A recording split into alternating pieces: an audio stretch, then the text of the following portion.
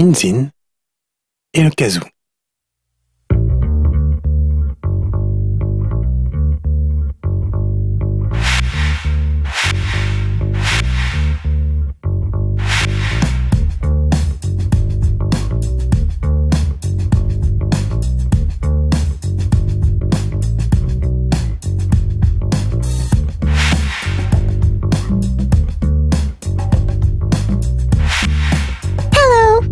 Je m'appelle Prinzin.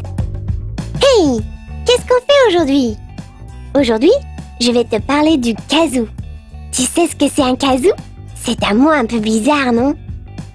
Au début, je me suis dit que ça devait être un animal exotique. Ou une sorte de monstre préhistorique.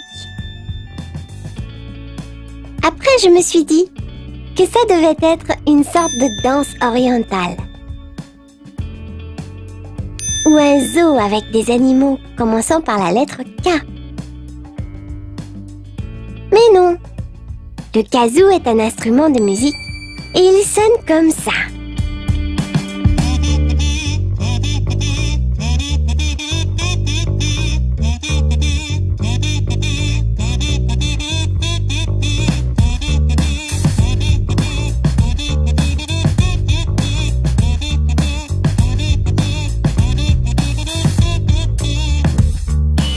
C'est rigolo, non?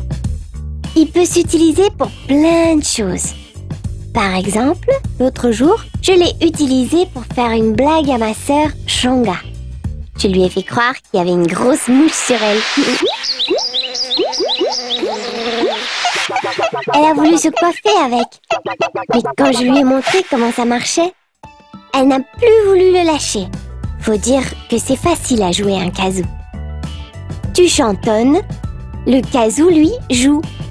Du coup, Shonga a intégré l'orchestre de l'école. C'est la plus jeune kazooiste de notre village.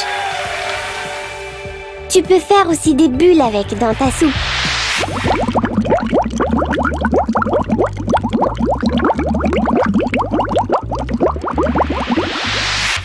C'est plutôt cool, mais je te conseille de le faire quand les parents ne regardent pas. J'ai fait peur à mon chat Tripote. Oui, bon, ça c'est moins bien. Mais c'était quand même drôle. Après ça, il m'a fait la tête pendant 2 jours. Tu peux aussi t'amuser à dire toutes les lettres de l'alphabet avec, si tu relèves le défi. Je m'en suis aussi servi avec mon pote Mafou. Je n'ai pas pu lui jouer de tour. Il connaissait déjà le kazoo. Et comme lui aussi en a un, on s'est fait un duo.